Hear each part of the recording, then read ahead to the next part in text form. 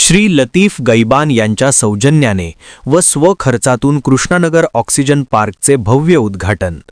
कृष्णानगर येथील ऑक्सिजन पार्कचे कैलासवासी मीरासाहेब इस्माईल गैबान यांच्या स्मरणार्थ माननीय श्री लतीफ मीरासाहेब गैबान माजी बांधकाम सभापती इचलकरंजी नगर परिषद यांच्या सौजन्याने व स्वखर्चातून भव्य नूतनीकरण करण्यात आले आहे।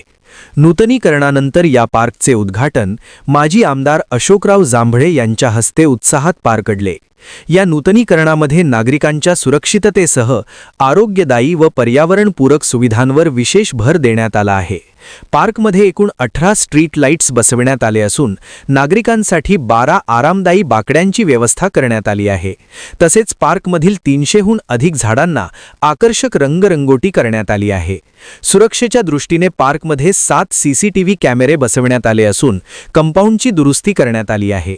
नियमित चालण्यासाठी स्वतंत्र वॉकिंग ट्रॅक तयार करण्यात आला आहे।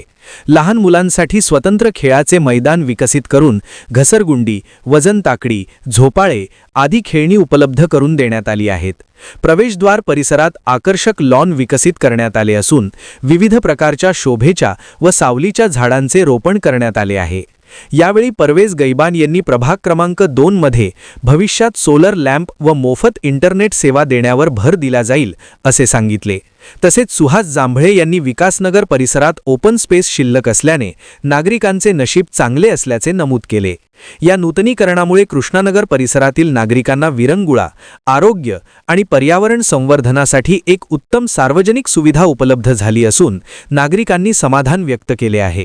वसुंधरा शक्ती न्यूजसाठी पत्रकार विजय तोडकर।